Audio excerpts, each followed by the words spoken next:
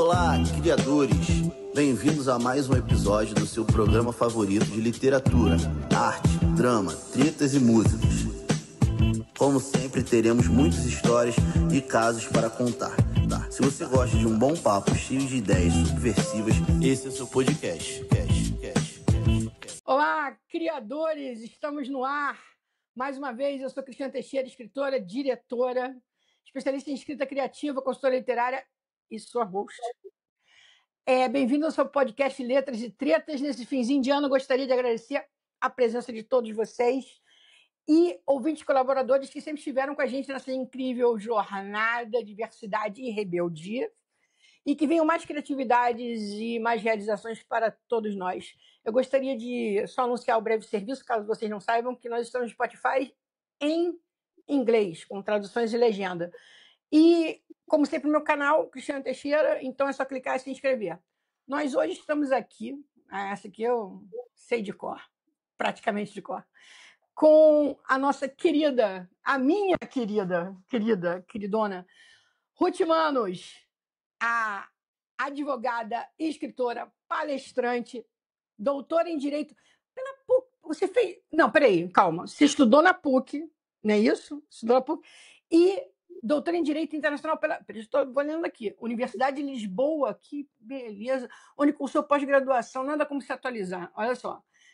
Pós-graduação em Direito da União Europeia, Direito Internacional, certo? Correto?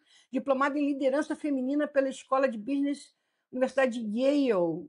Olha, mestre em Direito de Trabalho com ênfase... Caraca, prima! Que isso?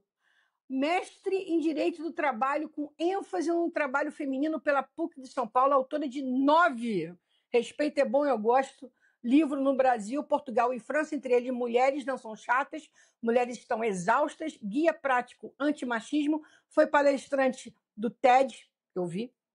Aliás, é um grande prazer assistir as tuas coisas. 2 vezes finalista do Prêmio Jabuti. Essa é minha primona, Ruth Manos, aí, garota! Que alegria! Demorei, mas cheguei. Pois é. A gente deixou o melhor por último.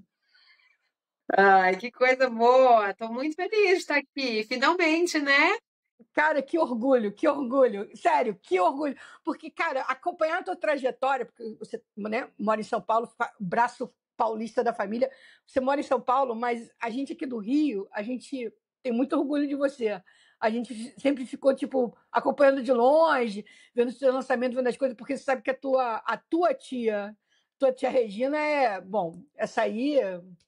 Não vamos falar, porque essa aí é fanzoca de carteirinha. Relações públicas. A tua RP, e essa aí até eu invejo essa tua RP que você tem. Então ela sempre manda as coisas que você está fazendo e fica atualizado. Mas a tua trajetória é linda, é fantástica, é inspiradora. Eu fico tipo assim, eu falei assim, mais uma para o time. Só que eu queria saber, assim, uma curiosidade pessoal, foi o seguinte: a gente tem umas coisas em comum, né? Porque você fez direito, eu fiz direito, você seguiu pela parte da literatura também. Você anunciou isso no almoço de família? Ou tipo assim, como é que foi a reação dos teus pais, que são 2 super mega advogados? Porque a minha família reagiu super mal. Eu não queria saber como é que foi para você isso aí. Aconteceu? Foi almoço de domingo? Como é que foi? Ô, Cris, eu acho que foi um processo muito lento, foi um processo muito gradual. Então, o que aconteceu foi que eu estava na minha vida de fazer mestrado, de PUC, de dar aula, etc e tal, advogando um pouquinho, começando coisas pequenas e tal, quando apareceu a chance de ter um blog no Estadão, né? Que foi uma coisa super acidental, foi a minha irmã que trabalhava lá no RH, minha irmã Marina, e um dia ela estava, né, como boa profissional, estava no Facebook, época de Facebook, e riu de alguma coisa que eu escrevi, mas que eu escrevia para os amigos, não era nada com nenhuma intenção de alcance. E aí o Bovo, Luiz Fernando Bovo, que era o chefe do conteúdo naquela época, na redação, eu falou, Marina, o que você está rindo aí? Ah, minha irmã que escreve os negócios. Aí ele pediu para ver, rolou a tela, achou engraçado e pediu meu telefone. E aí eu abri então um blog no Estadão, que né? Eu perguntei, falei, mas um blog de direito? Ele falou, não, blog para falar qualquer coisa. Aí eu falei, bom, tá bom, né? Você deve saber o que você está fazendo, porque eu não sei o que eu estou fazendo. E assim eu estreiei no Estadão. E a coisa foi correndo muito bem. Eu escrevia crônica de dia a dia. Era uma coisa que eu gostava e minha vida continuava, vida de advogada, de professora, de mestrado. Então foi uma coisa que acumulou. Aí, uns meses depois, a Bem Virar, né, que era o selo de literatura da Saraiva, me contatou para saber se eu queria escrever um livro, porque teve muito texto que acabou viralizando, tinha uma exposição grande. Aí eu topei. Então, assim, as coisas foram acontecendo. Aí eu estava morando em Meio Portugal, eu orgânico, né? comecei a escrever no jornal em Portugal, aí apareceu a oportunidade de escrever um livro em Portugal. Então a coisa foi deslanchando, assim, até que eu acho que acabou sendo um caminho suave, sabe? Não teve um chá revelação de achei o direito fácil, achei o direito chato, vou fazer uma coisa mais legal. Mas, hoje em dia, se dissesse assim, advogada e escritora, escolhe. O que tu Escritório, dizia? escritório. Que É o que maneiro. me faz feliz, Cris. Eu brinco que, na verdade, eu acho que eu nunca fui 100% advogada. Eu acho que eu contei isso quando a gente estava almoçando, né? Porque eu comecei a advogar falando, eu não quero fazer, eu até tentei fazer contencioso, né? Tribunal, audiência, processo. Aí eu falei, opa, não é para mim. Aí eu falei, vou só fazer consultivo, né? Consultoria, aquele trabalho lá de bastidores. Aí comecei a cansar do consultivo. Falei, não, eu quero ter uma área de treinamentos dentro do escritório. Aí, treinamentos eu lido melhor porque é educação, porque é comunicação, que é o que a gente que é o que a gente faz, né? Então, acho que hoje, assim, apesar de eu ser sócia de um escritório de advocacia, eu tenho um quê de rainha da Inglaterra, né? Eu tenho um quê de ficar ali, relacionamento com clientes, de treinamento, aí fazer a parte de comunicação. Então, acho que eu sou mais escritora, palestrante do que advogada, sim. É nisso aí, assim, porque eu acho assim, eu acho essa conversa mega importante, porque, por exemplo, quando você. Assim, para mim foi um susto, né? Porque quando você foi para a Inglaterra, tu era uma menina, você não tinha. Quer dizer, você já estudava direito quando você foi para a Inglaterra lá para casa? Eu fiz 18 anos na sua casa, lá em Londres, né? E Uhum. aí o que aconteceu? Eu terminei a escola, Eu te terminei o ensino contaminei de médio. alguma forma? Olha, vai saber, positivamente. Mas olha que engraçado. Esses 6 meses que eu tirei, né, entre terminar a escola e ir para o cursinho, que foram 6 meses que eu fui para Inglaterra, fui para Itália, fui para França, fui lá, né, aquela sassaricada de arejar a cabeça. Foi a época que eu tive com você. Aí, quando eu voltei e fui prestar vestibular, adivinhe, eu prestei Direito e Letras. Então, Olha já, só. já tinha um embrião ali. Só que aí eu vou contar uma história que eu nunca contei em lugar nenhum. O Por meu plano favor. maligno era fazer Direito de manhã na PUC de Campinas e Letras à noite na Unicamp. Porque meu irmão morava em Campinas e eu tinha vontade de ir para lá. Passei lindamente na PUC Campinas e tal. E eu fui reprovada na Unicamp na redação. Não. A minha nota era mais do que suficiente para passar, mas eu fui reprovada na redação porque eu errei o título da carta, o destinatário da carta. Eu lembro que era Olha. uma coisa assim, era uma coisa sobre exportação de laranja, e aí eu enderecei a um líder sindical, que eu achei que era cabível, e eu tinha que endereçar a, sei lá, ao ministro da economia. Eu não lembro, mas era uma coisa assim, sabe aquela coisa que você fala, meu, que estupidez a forma como a gente avalia as pessoas. Eu lembro que eu tinha 18 anos, mas eu pensei, eu falei, cara, eu vou colocar na conta do destino. Não era para eu ir, não era para eu ir, mas a minha nota era suficiente para entrar. Sem dúvida, acredito, eu posso dizer, a minha redação devia ser boa, né? Não devia ser tão reprovável assim. Mas aí não entrei. Então, mudei a rota e vim fazer direito na PUC de São Paulo. Eu fiquei em São Paulo, não fiz letras, mas a vida, 10 anos depois, foi me encaminhar sozinha para escrever no Estadão. Mas aí você tira uma série de coisas, né? O que é para ser, acaba sendo, porque é engraçado, né, que a gente está conversando isso, porque, óbvio, você é família, Eu me sinto muito perto de você. Aconteceu a mesma coisa comigo, sabia? É? De uma forma um pouco diferente, mas a mesma coisa. Eu ia fazer jornalismo, porque eu já tinha escrito livros, e aí todo mundo ficava meio que, vai fazer letras, vai fazer jornalismo, vai fazer não sei o quê. Direito? Claro que não. Óbvio. Direito, imagina. Mas quando eu fui fazer o vestibular para PUC, eu não queria PUC. Aí eu pensei, de birra, eu vou botar o quê? Direito. Porque eu não quero a PUC. Só que eu fui classificada entre os 10 primeiros lugares da PUC. E eu não passei em jornalismo. Que loucura, né? Olha que Não engraçado. preciso nem dizer para você o que a família disse, né? Destino. Faz o primeiro semestre, pelo menos. Você está entendendo? E aquilo que a gente falou, eu acho que fazer faculdade de direito, embora seja chato, é bom para todo mundo, porque vai te fazer entender aspectos da sociedade, dos contratos, das relações profissionais, que em algum momento vai ser útil, né? A questão é você se libertar para ir fazer aquilo que você realmente quer.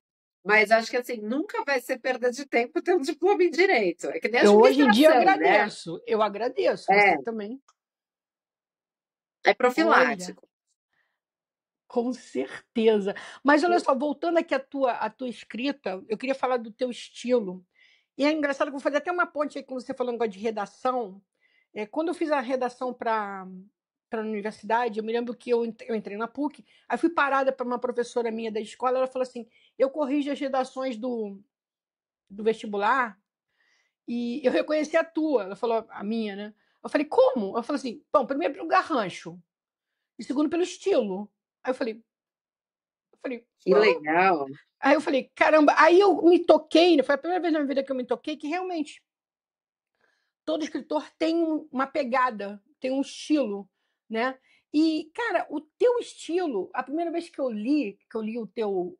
Que foi. A primeira foi uma seleção do teu trabalho no Estadão, não foi isso? O primeiro livro foi uma seleção do Foi que você escreveu. o amarelinho é essa E mistura. Tinha um antes, foi o primeiro com a Bem Virar, que era todo inédito, mas eram crônica, poesia, conto, um isso. pouco misturado. Mas sim, o amarelinho é uma É, coletânea. então, quando eu vi isso, eu falei assim, cara, essa menina. Eu pensei exatamente que nem a minha professora. Eu falei assim, cara, ela já tem um estilo, uma pegada, e pior, humorística, que foi aquele negócio que eu falei com você no jantar. A gente não ensina isso, você tem ou não tem, né, o timing, a, essa coisa do humor, porque, óbvio, se você escreve humor, você escreve drama tranquilamente. É difícil escrever humor, é complicadíssimo escrever humor. E eu falei, até onde isso vai levar essa menina, cara? Lugares perigosos. Vai levar essa menina. E aí foi o que eu falei para você. Eu falei, cara, quanto mais você explorar isso, verticalizar isso, mais você vai descobrir coisas sobre a tua escrita. Porque, cara, você já tinha uma autoria ali, você já tinha uma Ruth Manos autora ali desde muito cedo, um estilo muito seu. E eu fiquei muito impressionada porque era uma coisa muito que eu via muito assim, tua mesmo, muito original, entendeu? E isso é muito bom, cara. Isso é muito bom. Faz muita falta hoje em dia você ver escritas originais, com pegadas originais, com essa voz, né? Essa voz autoral, assim, tão brasileira. E eu fiquei muito orgulhosa, sinceramente, fiquei muito orgulhosa. Mas aí, o que acontece? Aí criou um aplicativo chamado Manos. Você vai processar? Não é? Que doideira, Brincadeira, se eu não né? aguentei, essa piada era muito boa para Que perder. doideira. Você Não, vai mas processar ou você vai se associar? é melhor virar. No atual cenário, acho que é melhor virar sócia.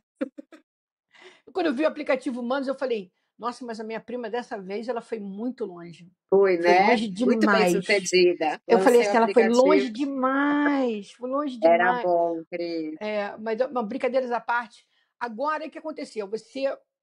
Aí você escreveu, eu estava escrevendo, beleza, fazendo, né, coluna social, beleza, fazendo os livros, beleza. E aí, explica pra gente o que essa segunda fase da sua vida. Explica. Explica para a família, explica para os amigos. O que que aconteceu? O que que aconteceu foi, com a exposição do Estadão e com os livros, começaram a abrir portas de palestras, né? Que é uma coisa que eu sempre gostei, porque eu dava aula em faculdade, sempre gostei desse lugar. Acho que essa, na verdade, era a única certeza que eu tinha desde muito nova, que eu sabia que eu gostava de dar aula, né? Comecei a dar aula particular com 14 anos e nunca mais parei de dar aula. Eu fui dar aula em faculdade, mais tarde fui dar aula em pós-graduação. Então, esse lugar, né, de microfone, digamos assim, sempre foi muito confortável para mim. Eu sempre gostei muito desse lugar. E aí foi, né, crescendo a coisa das palestras, até que a gente resolveu, às vezes, fazer umas palestras, né, fazer o B2C, então a gente abrir para venda de ingresso, né, porque tem seguidor no Instagram, fala, eu queria ver uma palestra sua, você só faz em empresa, pô, vamos fazer em teatro. Então a gente começou a abrir essa porta e eu, nossa, para mim é a coisa mais gratificante, né? Porque você faz, aí eu gosto de fazer uma coisa bem humorada, o pessoal dá risada, você tem o contato com as pessoas, acho que tudo isso é muito bom. E até que esse ano, né, eu queria fazer palestra para o mês das mães, que eu sempre fiz no mês das mulheres, agora eu nessa nova versão mãe também, queria fazer uma coisa em maio. E aí a história verdadeira, né, sendo totalmente transparente, como eu já te contei, é que os teatros em São Paulo estavam carésimos, impossíveis de pagar. E eu tenho um amigão que é sócio do Clube do Minhoca, que é de stand-up comedy aqui em São Paulo. E a gente falou, pô, faz lá no Minhoca. Eu falei, pô, mas não é comédia. Ele falou, né, só dá uma roupagem, porque geralmente já é engraçado o que você fala e tal, e vamos transformar isso no stand-up. E foi o que eu fiz. E assim, não sei se eu posso chamar propriamente de stand-up, porque, enfim, stand-up tem toda né, a sua arte de fazer. Eu acho que o que eu vou é contar histórias engraçadas, mas tem funcionado, né? Que tem dado certo, e para mim tem sido uma vivência muito boa, porque eu até escrevi sobre isso outro dia. Se você olhar pela trajetória dos meus livros, eu demorei muito para perceber isso. Eu tinha livros muito bem humorados até um certo momento, e aí, de repente, tem um fosso, né? Uma fase de livros muito mais sérios, que coincidiram com fases muito mais sérias da minha vida. Então, né, veio a pandemia, veio o meu divórcio no primeiro casamento, veio a perda do meu pai, veio a gravidez. Tudo isso, né, me fez ter um mergulho diferente. E a minha psicóloga mesma falava assim, tá te faltando voltar um pouco para sua raiz de humor. Então, quando eu contei para minha psicóloga que eu ia fazer stand-up, ela ficou numa alegria e eu fui entender como isso era importante, né? Então, eu sinto um pouco que é um resgate também, né? Porque acho que a gente tem fases fáceis, tem fases difíceis. Eu tive aí uns anos pedreira, e que eu acho que isso é uma forma bonita, assim, de fechar um ciclo difícil e falar, agora eu tô pronta para voltar para uma safra boa. Eu acho que essa tua. Que eu te falei, a tua trajetória foi uma coisa que, como eu, né, eu moro no Rio, morei em Londres, eu perdi muito dessa tua. Do porquê emocional, né, a trajetória emocional do que te levou, né, a essas descobertas todas. E eu fiquei muito surpresa, porque, cara, eu sei o que significa fazer um stand-up, cara. I know. E precisa de muita coragem.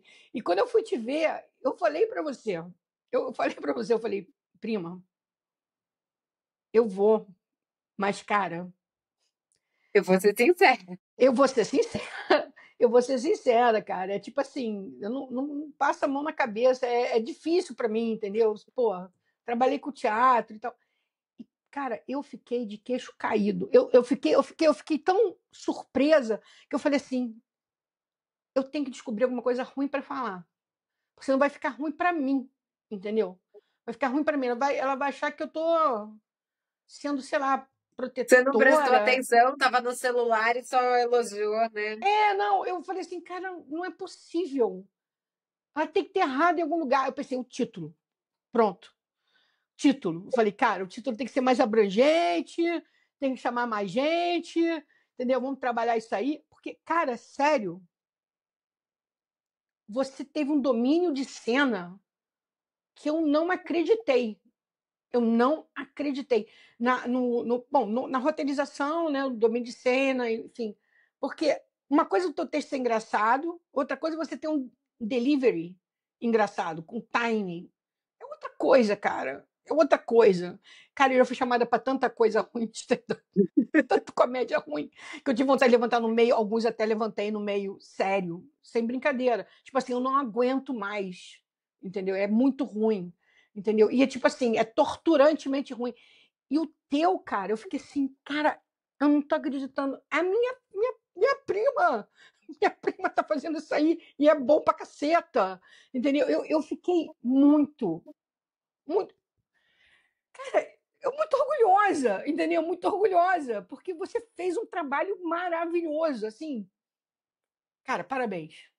Ai, Que orgulho. e eu vou falar, vindo de Eu queria que você você. tivesse ficado mais um dia para eu falar para todo mundo, mas você ficou o quê? Aquele dia que tinha 2 sessões, né?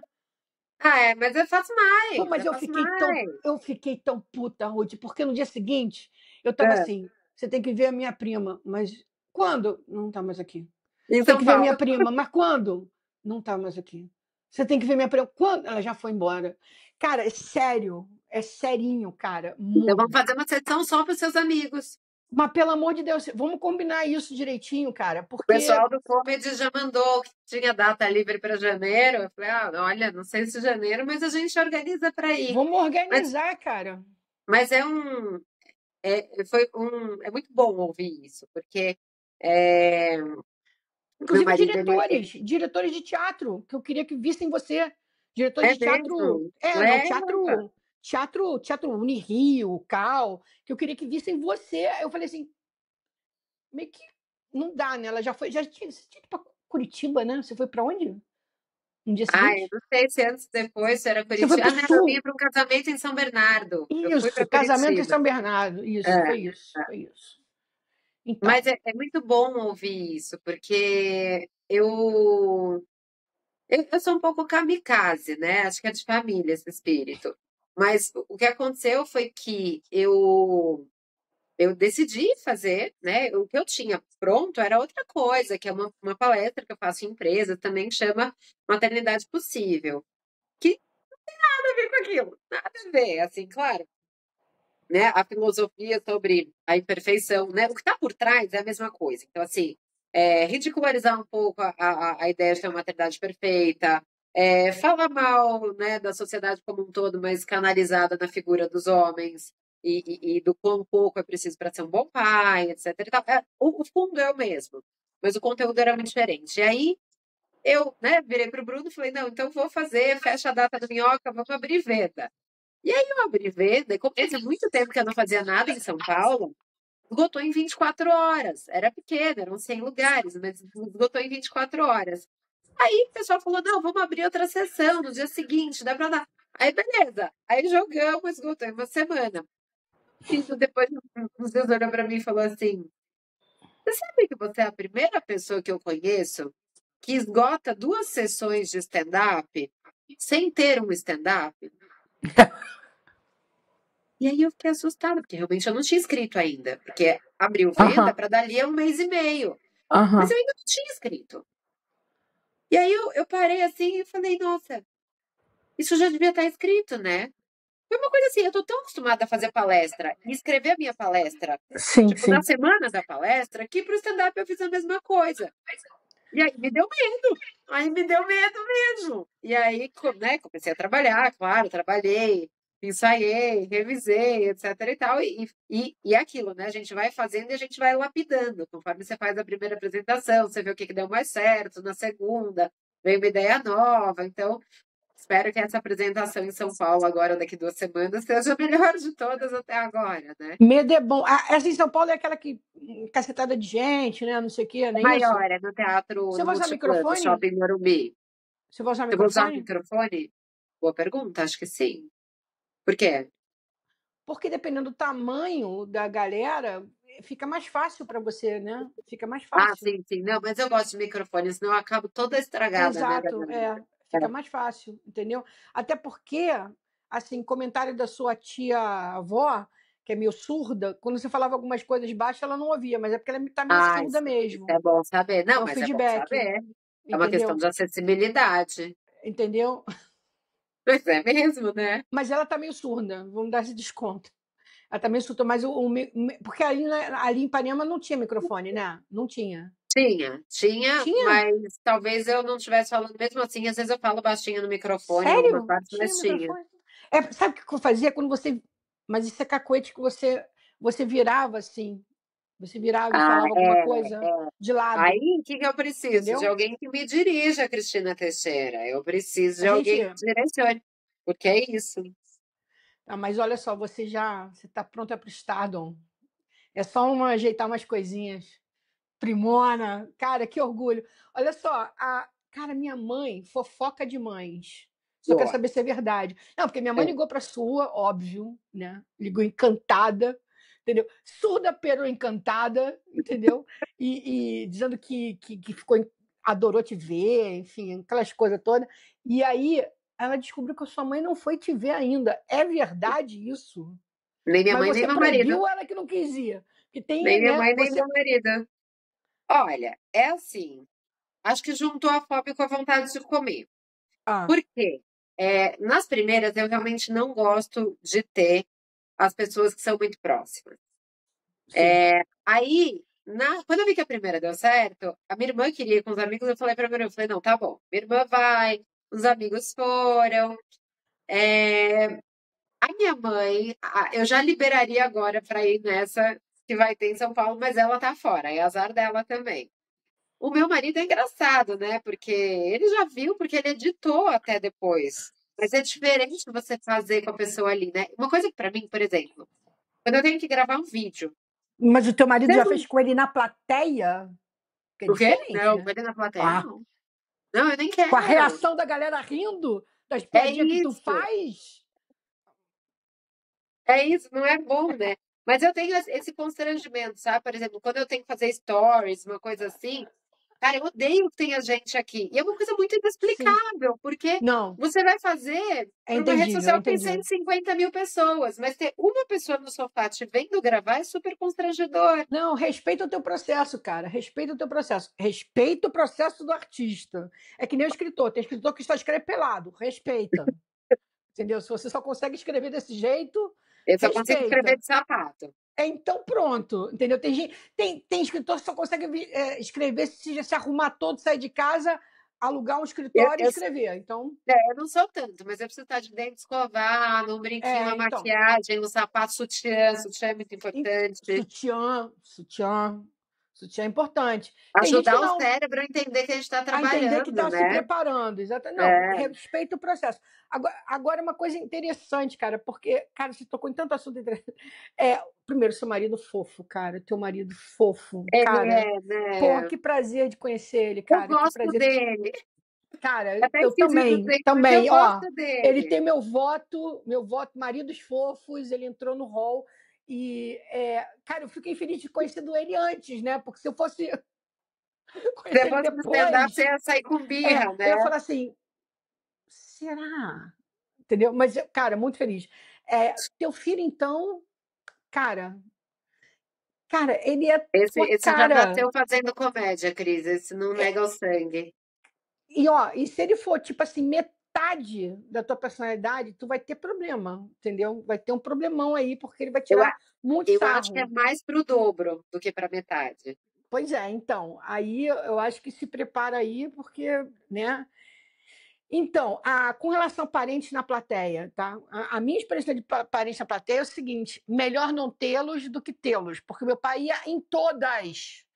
Ele ia até quando não tinha plateia, entendeu? Até quando não tinha plateia, tipo assim, não vendeu nada, Cristina, mas o teu pai tá aí para assistir.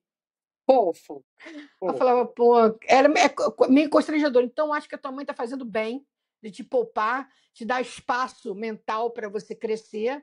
E acho que É, agora já pode, cara, tá liberado, porque você já tá acho que com. conforme a gente vai ficando mais à vontade, mais sólido, aí é diferente, né? Celular! Que Aproveitei. escrever, eu sempre gosto, mas eu aproveitei esses 2 anos para ficar imersa escrevendo um livro novo sobre ter ou não ter filhos. Então, eu acho que agora eu estava com sede de mundo, de gente, sabe? Que nem Nazaré Tedesco, eu preciso ver gente! É tipo isso. Então, eu acho que agora é, As palestras também, mas eu acho que fundamentalmente esse contato com as pessoas. Eu acho que o stand-up tem sido muito isso, né? Abrir essa porta de trocar com as pessoas. Porque a palestra, como, né, sabe quando a gente quer falar mal de alguém, falar que a pessoa é muito palestrinha, só ela fala? Qual foi a situação que você teve no palco que te deixou assim, mais, não sei se é nervosa ou mais complicada? Tipo assim, a tua coxinha pegou fogo, alguém, entendeu? Alguém passou mal, essas coisas que acontecem em cena, assim. Já aconteceu? Olha, eu tive uma que não foi tudo em palco, mas o que aconteceu? Quando eu fiz, isso nem foi no stand-up, foi palestra aqui no Teatro do Shopping Vila Lobos, olha, amanhã, não, hoje, que loucura! Essa história hoje completa 7 anos. Olha. Eu vou explicar. A minha irmã estava gravidíssima da segunda filha. E eu ia fazer o Mulheres Não São Chatas, Mulheres Estão Exaustas no Teatro do Vila Lobos. E minha irmã falou, eu vou. E eu falei, você não vai. Falei, você não vai porque você está de 40 semanas e eu vou ficar nervosa se você estiver lá. Eu não quero imaginar que sua bolsa vai romper no meio do meu negócio. E aí, beleza. Então fui, o teatro era grande, muita gente e tal. Tô no palco, daqui a pouco eu vejo minha irmã. Ela foi. E aí eu parei no meio do que eu tava falando e falei, gente, eu preciso falar um negócio pra vocês. Aí eu falei, eu pedi pra minha irmã não vir, né? Tá ali. Falei, se vocês sentirem uma água no chão, é que estourou a bolsa da minha irmã. E não sei o que e tal. E aí, beleza, né? Deu tudo certo. Acabou, aplauso. Eu fui lá no camarim, peguei as coisas, eu ia para um bar com os amigos. Quando eu tô descendo do teatro para pegar um táxi, a minha irmã liga.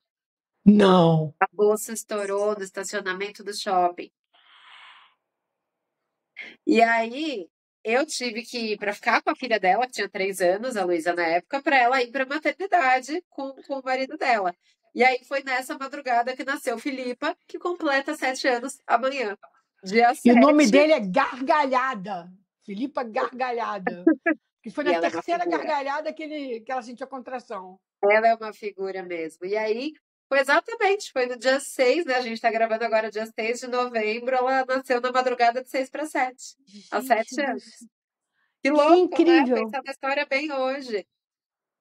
Olha, nossa, que incrível. Que incrível. Agora eu vou fazer um momento que a gente é clássico do Criadores de Caso. Eba, Clássico. Clássico. Todo mundo responde. O momento do desagradecimento. tá. Para quem você desagradece? Essa aí, vou até recostar. Vou dar uma recostada aqui.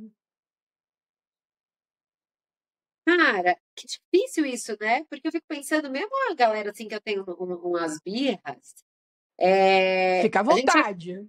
Eu vou refletir aqui, eu falo muito. Pô, Mesmo pra galera que eu tenho raiva, é porque eu tenho raiva. Eu acho que isso é uma coisa que eu gosto de falar, sabe? Que tudo que é nesses rolês de ser mulher e não sei o quê, parece que a gente tem sempre que viver com a raiva reprimida e ser. Porque assim, ou é a geração que a gente era tolhida, ou é a geração que a gente é terapeutizada. E eu acho que a gente pode ser terapeutizada e sentir raiva do mesmo jeito, né? Então, só contando uma história muito rápida, quando eu estava voltando de uma palestra que eu fiz em Uberlândia, eu estava ali naqueles assentos do avião, com aquelas. Desculpa, pode falar palavrão aqui? pelo amor de Deus. Com aquelas Sim. caralhas daqueles executivos, filha da puta, que ficam do lado, gritando coisa de banco, de investimento, não sei o que e tal. E tinha um cara insuportável do meu lado, e eu tava lendo. E ele, quando resolveu que acabou o que tinha que fazer, reclinou a poltrona dele e apagou a minha luz. Peraí. Ah! Minha luz de leitura. Cara, eu já ouvi falar de homem que apaga a luz da mulher, mas isso foi literalmente. Isso foi E o que literal. que foi bom? Porque se fosse na ida, quando eu ainda estava com um pouco mais de paciência, eu talvez tivesse virado e falado assim: desculpe, acho que o senhor se confundiu e nananã. Isso era 7 da noite, eu cansada de bate e volta de ponte aérea. Mas eu virei e falei assim: você apagou a minha luz! Aí ele foi tentar falar qualquer coisa, eu falei: a minha luz! E aí eu liguei Fechei o livro, guardei, deixei a luz acesa o voo inteiro. O voo inteiro. E eu falei, graças a Deus que eu senti raiva. Que eu não dei nem chance dele se justificar, porque ele não foi por engano, ele viu perfeitamente que era a minha e ele deu uma de louco para ver se ficava mais escurinho para ele dormir. Então, assim, voltando no desagradecimento, eu poderia dizer que eu desagradeço esse cara, mas não, eu agradeço, porque ele me fez retomar uma coisa de raiva que às vezes a gente fica reprimida. E é Fica! bom sentir É raiva, é bom. bom! É Tem que bom! colocar esses animais no Tem! lugar deles, Tem! né? Isso! Vigilância sanitária. Então, eu acho que. Então, eu já sei que eu desagradeço nessa fase. Eu desagradeço todas as mães que começam a me seguir porque acham legal algum texto meu de maternidade e quando descobrem que eu sou feminista, de esquerda, alguém que trabalha com diversidade, ficam do tipo, meu Deus, que horror! E eu toda vez falo, vai embora, porque você veio parar aqui por acidente.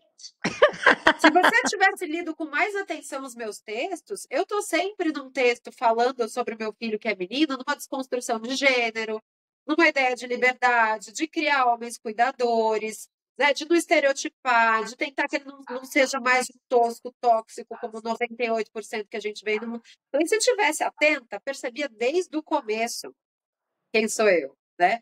E eu estou muito cansada disso, porque é horrível dizer isso, mas desde que eu me tornei mãe, o meu Instagram, que era um lugar muito, o meu oásis, se tornou um lugar que também agora está povoado de imbecis. E é horrível dizer isso, porque assim, tem mãe que é imbecil, tem pai que é imbecil, tem todo mundo sendo imbecil, mas eu fui receber uma leva, né? E aí tem sido um trabalho muito forte de falar assim, do tipo, ó, você chegou por acidente, pode ir embora. Então eu desagradeço a sua presença, né? E a porta do unfollow é serventia da casa. Cara, eu acho isso muito bom, muito bom. Acho que foi um dos melhores desagradecimentos que eu vi aqui, cara. Sério, prima. É engraçado isso, porque eu acho que a mulher tem tanto a desagradecer, muito mais do que agradecer. Mas muito mais. E às vezes eu pergunto isso para a mulher e a mulher fica desagradecer, desagradecer. Eu falei, cara, para e pensa. Se você pensar com cuidado, você vai ver que você tem muito mais na vida a desagradecer pelas coisas que você teve que lutar e passar e ter que fazer por onde, do que agradecer, porque as coisas não são feitas dadas de mão beijada para a mulher nunca. Nunca, Nunca. nunca. Aliás, para minoria nenhuma. Em Fala assim, nenhuma circunstância. olha, É. tá aqui o seu lugar, ó, eu tô dando para você, ó negro, ó gay, ó mulher, uma vantagem. Nunca. Entendeu? Nunca vem. Então, nunca. Então é tipo assim, você tem muito mais a desagradecer do que agradecer, entendeu? Para Só que a falar a gente é verdade. treinada para agradecer, né, Cris? A vida inteira. É isso que nem eu falei, a gente Migalhas, é talvez, treinada para né? oprimir a raiva, a gente é treinada para ser agradável, a gente é treinada para agradecer por pouco, como eu digo lá no stand-up, a gente agradece por merdinha. Então, Por acho direitos, que agradece por direitos até, né? E, prima, sério, eu fiquei feliz de ver teu espetáculo, muito feliz, cara. ela Recomendo para sua pode mãe. ir, ela não vai ficar com vergonha. Ela pode ir, não vai se decepcionar. Já o seu marido, eu já Talvez não não. sei. Mas a sua mãe, seu marido talvez ele precise ir acompanhado, ou talvez, entendeu? Mas a sua mãe, com certeza, ela vai amar, vai amar. Te amarou, vai se amarrar. E, bom, tem mais alguma divulgação Ah, que você. bom Redes chamar Ruth sociais, Manos querida, é que eu redes sou quase sociais. sempre a única, né? Tem uma outra Ruth Manos que eu conheci na época do Facebook, que é uma mulher americana, negra, maravilhosa. A gente ficou amiga, somos duas Ruth Manos. É, Sério? mas em geral sou eu, então é Ruth Oh, Manos no Instagram. É, enfim, tem um TikTok que eu não uso para nada, preciso usar, preciso ser mais jovem. E, enfim, quando quiserem, né? Se alguém tiver e quiser me escrever, vai ser um prazer trocar ideia. E estou às ordens. então tá ótimo. Eu que agradeço a sua presença aqui, o papo maravilhoso. Eu adorei te ver quando você estava no Rio, matar a saudade. Espero que venha mais vezes para a gente poder trocar mais ideias e também poder divulgar mais o teu trabalho, porque acho que merece mesmo ver mais de você. Boa sorte aí com o show em São Paulo, tá? Boa sorte, merda, né? Como a gente diria. E agora eu vou encerrar aqui o nosso programa. Vamos lá. Então, encerramos mais um episódio dos Criadores. Que eu queria agradecer ao grande Ruth Manos, a Amanda, que sempre nos ajudou aqui, ao Estúdio Lá da Madeira, que nos apoia, os incentivadores da nossa literatura de guerrilha, porque, afinal de contas, todos criamos, somos todos criadores. Obrigada a todos vocês. Valeu. Até mais.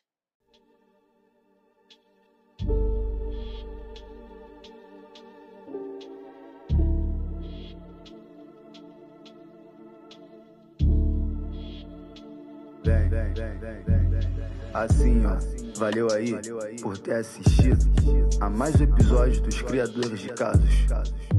Para quem gosta de escrita criativa e mentes subversivas, é só se inscrever no nosso canal do YouTube. Escritora Cristina Teixeira, e até o próximo episódio de Rebeldia Literária. E não se esqueça, todos criamos, somos todos criadores.